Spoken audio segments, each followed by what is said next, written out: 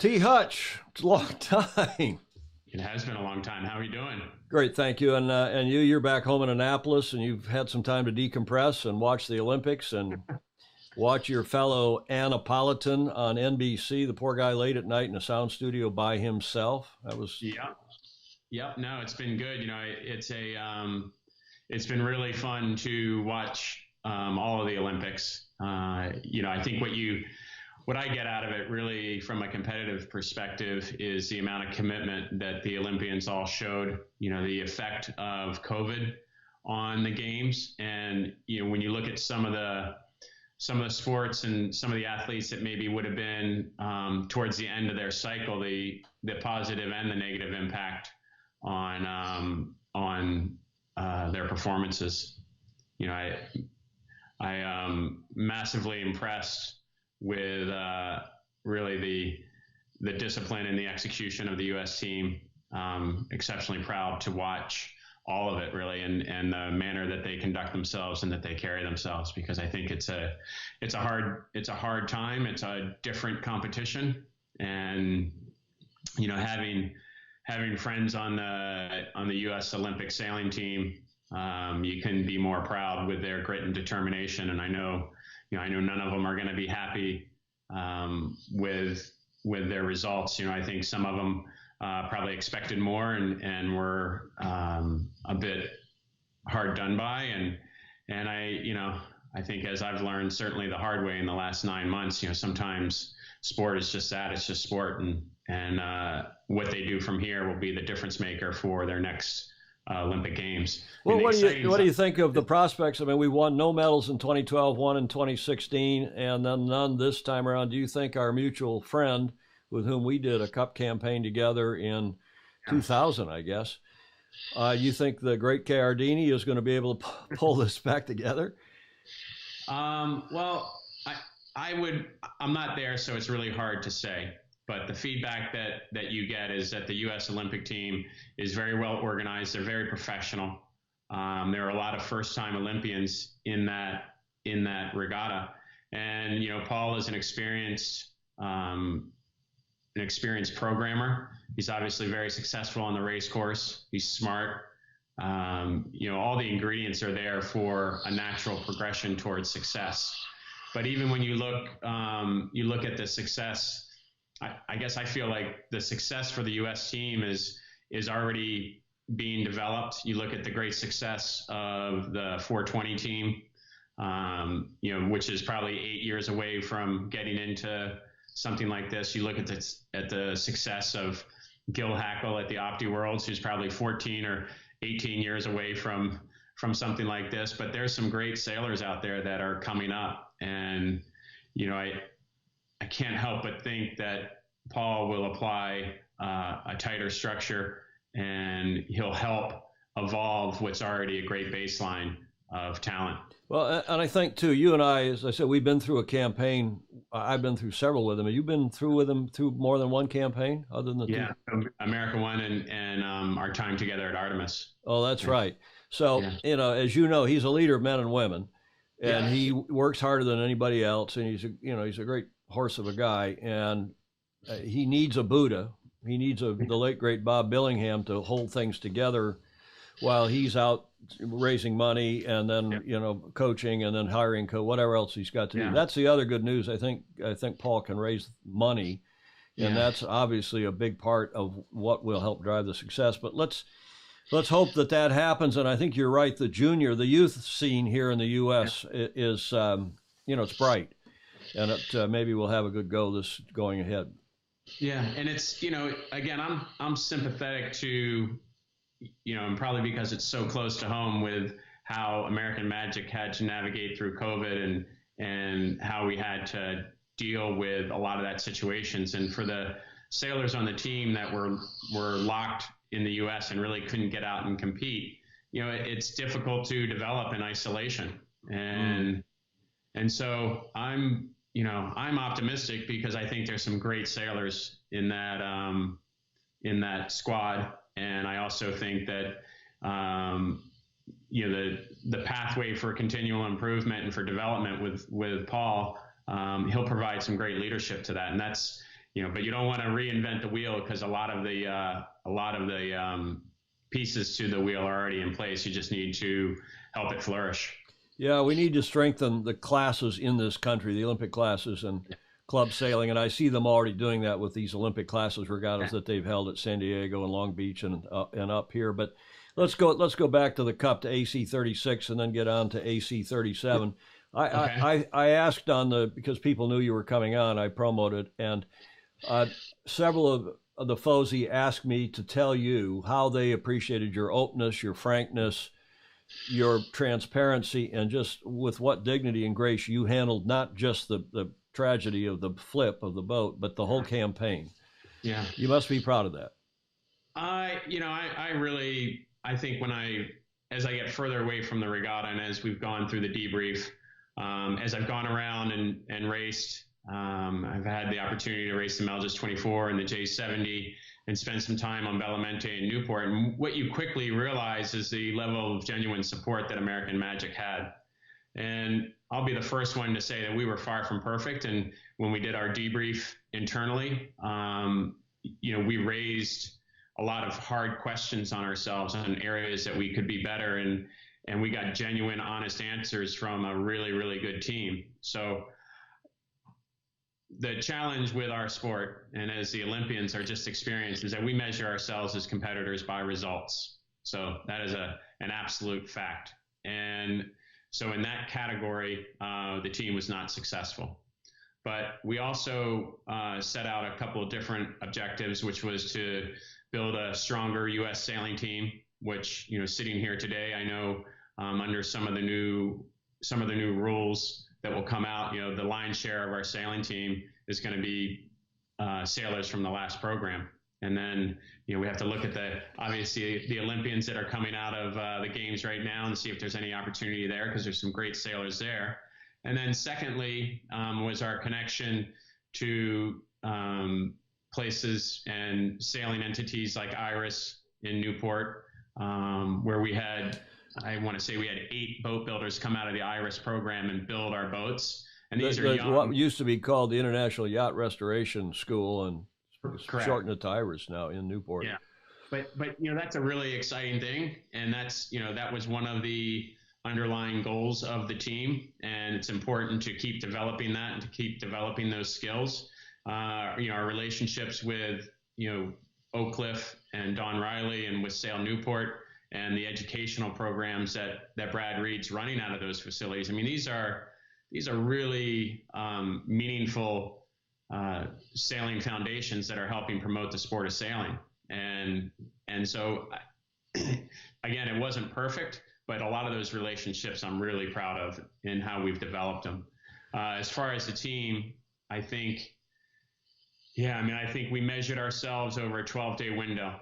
And it would have been really, really easy to shut the tent door and never take Patriot back out sailing again. And so whenever anybody questions the team or questions the culture of the team or the integrity of the people inside the team, I think we answered that question in spades in a 12-day window when we got the boat basically rebuilt, and then we got her back out on the water. The other interesting thing that was, again, was really rewarding to see was the response that we got from our competitors. And you and I have both experienced this competition, and we also know how genuinely cutthroat it is, because it has to be for what's invested. And every competitor in the viaduct responded to American Magic. And I think if they didn't respect us and they didn't have appreciation for what we were dealing with, but more importantly, if they didn't respect us as competitors, they wouldn't have reacted in the manner that they did. And that's a testament to every person that wore the American Magic shirt. So it's brutal to have, more often than not, I always felt like we were doing things pretty smart. We executed well. We did things on a reasonably good timeline. We didn't miss deadlines. We had a good Christmas Cup regatta, and on one moment in time, Mother Nature decided otherwise. And I was on the boat listening to the comms and listening to the decisions, and we can always go back and pick that apart, and I'll happily do that and accept the responsibility, because that was partly my job. And yet in the moment, I know for certain that how we were executing that was really was in a way that we had done 100 times before when we'd done the exact same maneuver. It was amazing you got that boat back together. When I saw the boat was, sinking, we're watching. I was doing a watch party. We had hundreds of people watching because I couldn't live stream it because the croutons and ACE would have gotten upset at me. They already did. But we're live streaming. We're doing a Zoom watch party, private group, and people came on, and it was astonishing, obviously, to everybody. And we watched it as the Live Sail Die guys kept live out there on you. And I was just, I and a whole lot of other people, and I'm sure you all, kudos to getting the boat back together and getting on the water. And, the first race, getting around the track was a little rough, but you ultimately did. Yeah, but I'm going to be honest with you. It would have been nicer to not have a 20 to 25 knot day as your first back after. What was the hull? Was it structure being ripped out of the inside of the hull? It was no more. There was always a lot of speculation that a battery had gone through the boat, but it was impact. Yeah. And there's longitudinal and frames that are in the boat there. And, the boat's designed to fly and not take impact at the angle that it took to impact at. And we hit it just in the absolute wrong spot. And, there was a high level of G-force deceleration, and the bow was the better part of 3 stories out of the water. And so, something had to give. When you're in the water now, underwater, wrapped up in some ropes, what was going through your mind there for a few minutes, a few seconds anyway? That must have been pretty scary, frankly. I'm pretty lucky. I'm really lucky. Sicho and Cooper recognized that I was in a really compromised spot and that I was pinned underwater. And even though I had my air with me, it was a full harangue because I was, we'd practice all these things, but in the moment, when the boat capsized, and because we had the hole there on the port side, straight away, everybody in that cockpit got pulled down. And it's something that even now is pretty raw, because I was sucked underwater and quickly started to panic and quickly started to take water in when I was trying to get air. And so, but fortunately I had some great teammates. So it's Cooper Dressler, you said, and who else? Yeah, Cooper and Sicho, who was our trimmer. And as I was, as clear as day, I'm about 4 inches under the water and I can see the surface, but I'm basically taking in water because I had panicked. Did you take your air? I panicked. Jeez. So, yeah. It must have been. I've only had one such moment in the Cup, and it was when Dennis's boat almost sank in, what was that, 95, and somehow, I'm on the chase boat as the rules advisor, and we got everybody on the boat. We had a bucket brigade, and I'm down below in foulies and boots that haven't been taped, and the water's rising. It looks like, and I'm thinking, geez, I got a kid that's not even 3 years old yet, and my wife, and those thoughts must have been going through your mind too.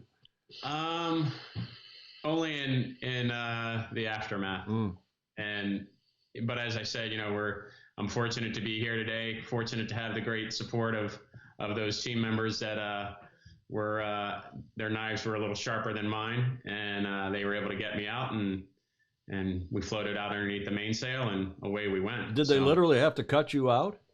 Yeah, I'd gotten one side, but the other side, the side that was holding me underwater, was the side that I couldn't get. Yikes! And so, it was. It's one of those things that we practiced that. We would, basically every month or so, we would put ourselves through the ringers doing some of these things, but nothing. I'll be better prepared if the opportunity ever faces itself again in the future. But at the same time, nothing prepares you, I don't think, for exactly that. Oh my goodness! Well, we knew that it was problematic, but you'd played it down and quite rightly in the face of the whole big picture and doing it. And I must say, we all marveled at how well you handled that press conference. Though I guess it was the next day, the stuff at night at the base. But let's don't dwell on that. Let's talk about the future. You put together a terrific team, a lot of people, a lot of money, and now we've learned here, much to my utter astonishment. I don't know what our club, this New York Yacht Club, is thinking, that they would give up the assets, the experience, and all the all the IP and so on that has accrued to American Magic. But you have American Magic, you and your owners, backers, and I assume that's happened, Doug. And whether or not Mr. Penske goes forward or not, we don't have to speculate on that. But you're out shopping for another club now?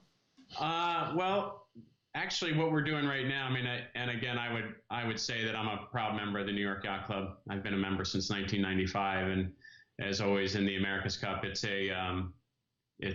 to represent the history of the New York Yacht Club. You know, not a lot of sailors get that opportunity, and we took that responsibility very seriously.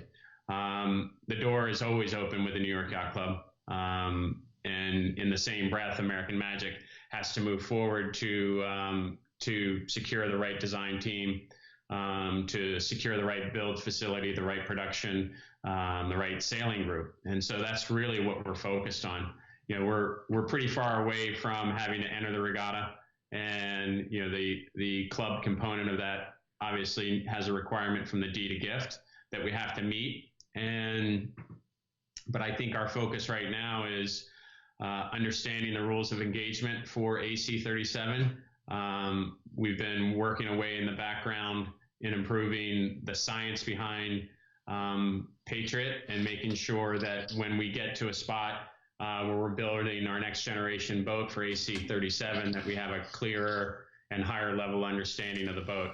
But that component, that doesn't just happen. You know, that is a learned process. When we started AC-36, we used the mule as really our development. And in my mind, as we go forward into AC-37, the virtual boat that we develop and the science around that virtual boat needs to go to a higher level. It's easy to sit here and say we need to have machine learning, we need to have AI implemented into the development of our boat. And yet, 4 years ago, we weren't in a position to do any of that because we had absolutely zero data on an AC-75. Well, now we have a lot of data on the AC-75. We have a lot of data on the comparison of Patriot, which is a very good boat, against the fleet. And we have an opportunity to evolve, which is really, really exciting, because I think that's where the gain rate comes from. You know, recognizing that the Defender, who you can give nothing but high compliments to, the Defender has been working on their development of their virtual boats for the better part of 13 years. And to think that we were going to be able to match that side of the development in our first cycle would be, you're not going to be in that right spot. Well, speaking of that, is anyone ever going to beat the Defender when they get such a head start on the rule? Is the rule going to change much this time around? Do you have any idea? And how does anyone stay even with, let alone get ahead of the Defender when they're writing the rule and then promulgating it, and you know that they're already designing their next boats? Yeah. Well, I look at it and I think, you know, this is a hard game to win for a reason. And we have a great relationship. American Magic has a great relationship with the Defender, and to their credit, they're keeping us in the comms loop on developments. We have an open line of communication with their design coordinator and Ben and the challenger of record. So I understand what you're saying, but I also look at when Team New Zealand won in 2017, they were on the verge of closing their doors in 2014 or 2015. And they came back and they won the regatta. Hell, even closer to 20. Even in early 2017, they were in trouble. Yeah. And so is the regatta winnable? Absolutely. It's absolutely winnable. And, you know, is it winnable in this next cycle? absolutely it's winnable in this next cycle. But what we have to do is we have to be smart. We have to learn from our mistakes. We have to make sure that we take from our debriefs the hard facts and the hard looks of improving American Magic when we take it forward, because that's, really in any team that I've ever competed, you're only as good as your last race. And so if you can look at it that way and you can capture those points and you can keep the team evolving with that mindset, then you're going to be heavily focused on the process, on making sure that when you put a boat on the water and the team on the water, that it's as prepared as it possibly can be. How do you keep the core of your American Magic team together? I know you've lost a couple designers, I guess to one anyway, to Sail GP. Who was that? It's a really good question. And, I think at the end of AC 36, we were all probably sitting there in shock at what just happened, because I know we all felt we were in a strong spot in the competition. And we made a conscious decision to pump the brakes, to allow AC 37 to evolve and develop, and then start the process of building a design team up from there. And in the back of our minds, we have to be mindful of what the actual end goal of the team outside of winning the America's Cup is. We have to continue to re-engage U.S. designers and U.S. manufacturers, and take the necessary steps to not only build a strong America's Cup winning team, but help develop the rest of the sport in our country. So that's not an easy task, and it doesn't just happen overnight. And I think as we progress forward and we start getting the pieces to the puzzle in place, you'll see a strong team that evolves out of our country and evolves into AC 37 and looks further into AC 38 and 39. Well, let's talk about 37 now, the next edition of the Cup. We know who the defender is. We know who the challenger of record is. This is now the Royal Yacht Squadron Racing. They've changed their name. They've changed their corporate structure, but it's Sir Ben and Sir Jim Ratcliffe. Yeah. And what does one hear? What are you hearing about the date and the venue? We know we'll hear that they say, the Kiwis say they'll let us know by the 17th of September what the venue is, but the protocol won't be forthcoming apparently until November. Yeah. What are you hearing? That's very consistent. As I said, we have an open dialogue with the defender and with the challenger of record, and they're consistent to those timelines. I track the news as best I possibly can in all the venues that they've shortlisted, and I probably intentionally I stand clear a little bit of putting too much pressure on the defender to answer these questions in stone, because it's just they're working through it. Well, and they can't. I mean, as Grant has said, and I've been in that part of the game a lot over the last, well, I hate to admit how long it's been, but 40 plus years. And you don't know where, you're doing these deals, you got people bidding, and whether it's going to be in Cork or in the Solent or in Valencia or somewhere else. I don't think the Middle East is going to work, because even though there's a lot of money there, Abu Dhabi and so on, I don't see how under the deed they're going to run it in the summer in those countries. They'd have to amend the deed, and I don't think that's going to happen, because the deed, as you know, says between April and October it's got in the Northern Hemisphere.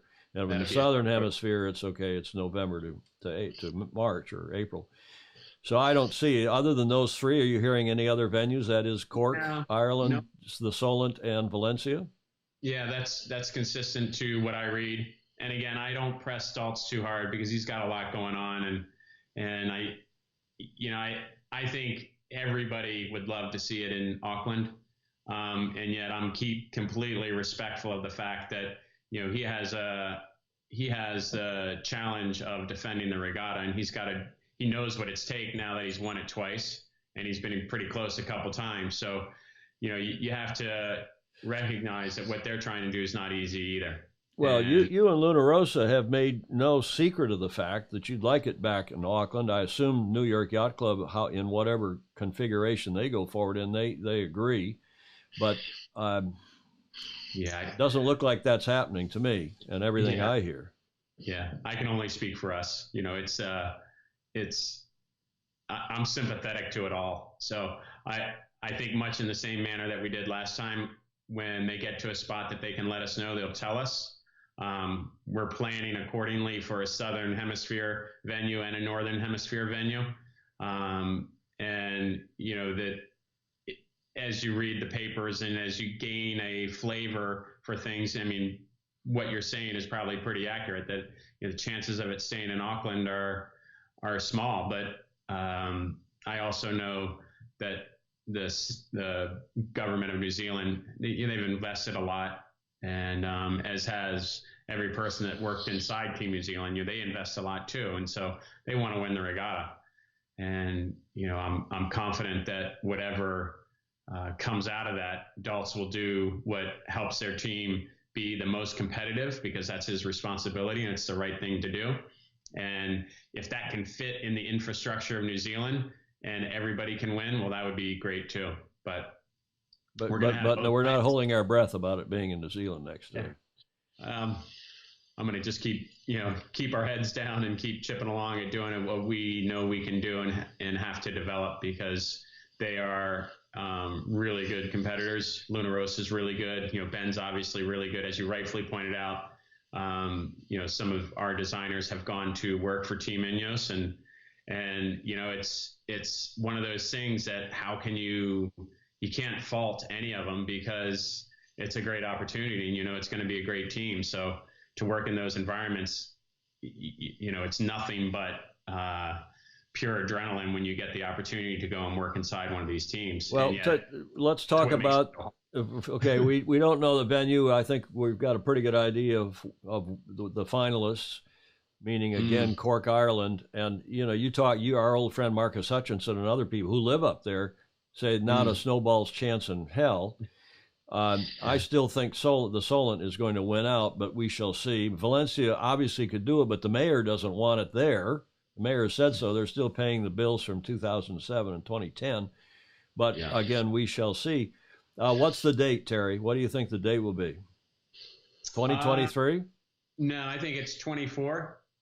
And I think it's 24. Even though it's an Olympic year. Yeah, but the Olympics are later in the year, and I think it's 24, and they'll, in any one of those venues, if it's in New Zealand, then we know it'll be March. And if it's in the Northern Hemisphere, in 2007, we were finished July 2nd. Yeah. And so in 2024, if you're wrapping things up by the end of June, there's no conflict with the Olympics. So you think 24, not 23. And I assume you are assured, based on what you're saying here, that it's going to be a multi-challenger event. It's not going to just be a one-on-one between the defender and the challenger record. You know what they say about assumptions. Okay, yeah. Well, what Malin Burnham says about assumptions. Yeah. I am confident in the challenger record, and I'm confident in the defender, and I think they have a good long-term view to this. So you don't think there could be a one-on-one? Well, okay, I'm not going to put you on the, but I still think they're headed for a one-on-one, and then after that, they're going to try to swing some sort of a deal where they start moving it around to venues. I think you got a big wooden spoon. No, I'm not stirring. I'm hearing. One hears, and so far, in the 4 years I've been doing this show, this is show number 444, by the way. I don't know if that's good luck or bad luck for you or me, but and you've been on a handful of times, and I appreciate it. I know you're busy. I don't want to keep you too much longer, but so you're thinking 2024, multiple challengers, one of those three venues, and the same boat, but what mods do you think are going to come to that boat? Yeah, I mean, we've had a couple discussions with, we had one good defender and challenger meeting from AC36 in early June that all the feedback was taken and received. And I have communications with both teams about the rules.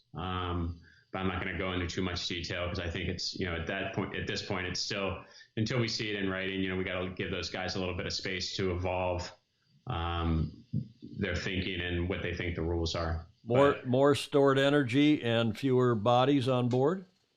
It's probably a pretty logical progression. I mean, I think if you look at the Sail GP boats, they do a pretty nice job with the battery power and the grinders really just trimming the mainsail. So, we'll have to wait and see a little bit. But, the one thing I can say out of that Challenger meeting is that all the teams were aligned in what was being discussed with Team New Zealand. So I'm confident that the direction that they're headed is a good one. What about Ineos specifically? The Challenger of record, one hears that their design team has been eased, to put it politely, and that the Ineos F1 team is going to take a much bigger role, that because Ineos, as you know now, owns a good chunk of the Ineos. Ineos, they were sponsoring it. Now they're a part owner of the Ineos Mercedes F1 team, and you had some designers go over to Ineos. Yeah. And Nick Holroyd specifically, where is he, do you think? I don't know. That's probably, in all fairness, that's probably a question for Team Ineos. I've been pretty, as I said earlier, I'm pretty heads down trying to make sure that we get all the pieces to our puzzle in place, and we're making great strides there. And, in the coming months, when we meet a couple milestones of understanding the venue and understanding the protocol, when we meet those milestones and see those as fair competitions, then we'll make our decisions. But, right now we're planning on AC37 until otherwise told. And you're sailing with Hap Fouth on his 72. You're sailing with Doug in the Quantum group. Yeah, no, it's been really good. Like I was saying, I had the opportunity when I got back to do. I got back, and the first couple of weeks I was home, I went and sailed in Charleston with Bora on the Melges 24, which was great. And then did my own J70 program for a couple local regattas in the North Americans, and then went and did Bellamente and Block Island and New York Yacht Club Annual and the Leukemia Cup. And then actually just got done doing some J70 sailing with Joel Roning, which was really good. What you quickly realize is, the America's Cup is such a unique regatta because you kind of have to get, the sailing is one part of it. But if your sailing's really, really good, but your boat's slow, you don't win the regatta. But if your boat's fast and you sail it poorly, you don't win the regatta. If your management structure is not right, if your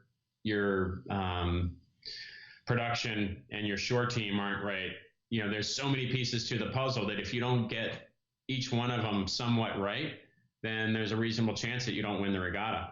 And I think that's the exciting thing about American Magic and where we are and where we're headed, is there were a lot of pieces to our puzzle that were right.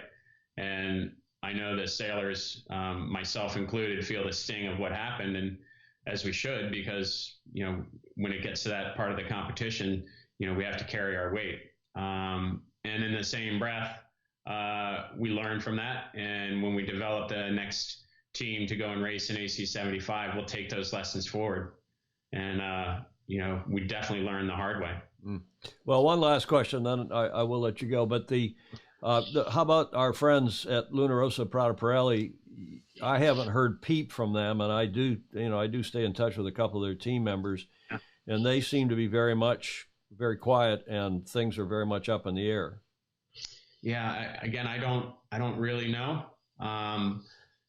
Max and I have traded voice messages for the last 2 months, and we never seem to be able to connect. But from 10,000 feet, there's a brand and a team that you can give nothing but compliments to in how they performed in AC36.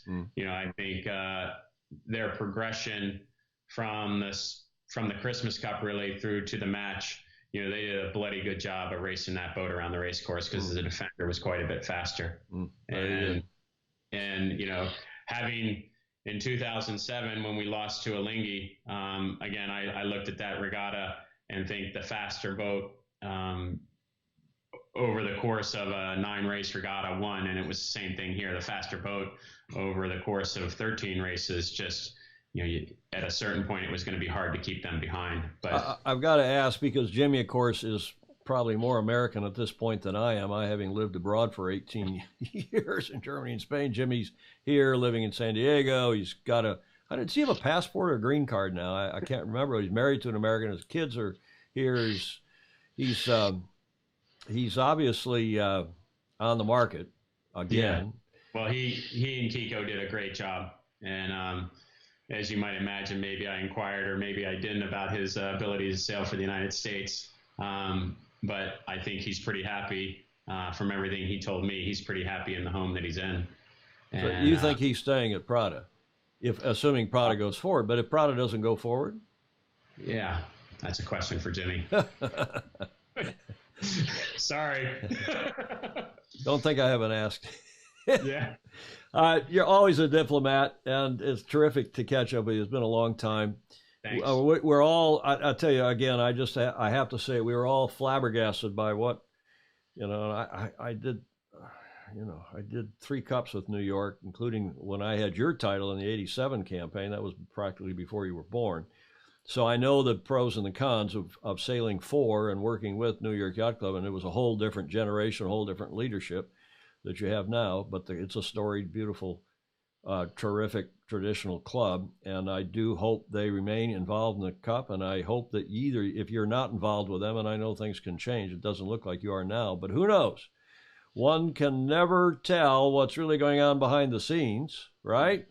It's the America's Cup. The American Cup boat race, as the Cup turns. Yeah, I would just kind of close it out with, as I said earlier, it was a privilege to represent New York. American Magic's door will never close to anything like that or an institution like that because of the history and the legacy the club has in the sport. And, I take representing, which side is it? I took that and representing very seriously, and I take representing that very seriously. Well, you had a great group of sponsors. You had Hutchinson and you had Airbus, and who else of yours? I mean, I've got one of them here. Where's my camera here? But yeah, there you go. You had a bunch of great sponsors, and to say nothing of Mr. Penske and Hap Fouth and Doug DeVos, and I hope they stay with you, and if they do go forward in the Cup. Yeah, we're very fortunate to have Hap and Doug and Roger's advice. We had an outstanding catch up with Roger a couple months ago, and I mean the man, he is a consummate professional. He's a great role model and mentor for all of us because he is smarter than certainly I am, and his ability to understand and process and digest and his willingness to help was just incredible. And the neatest thing about him is it was all, it all started as a handshake deal with him and Hap. And I think there's a great lesson for certainly my generation and the generations behind us of how we can conduct ourselves and work by our word and just do what we say we're going to do. And, both him and Doug and Hap, they're unique in their ways. And, quite honestly, I couldn't be luckier, regardless of what goes on going forward with American Magic and how we manage AC-37 and beyond. Having their support is you can never be thankful enough. Terry, I'm thankful. Thank you very much for coming on. Best wishes. Thanks, have a great rest of your summer, and we'll talk soon. All right. Take care. Ciao. Bye. Bye. Okay, we're off.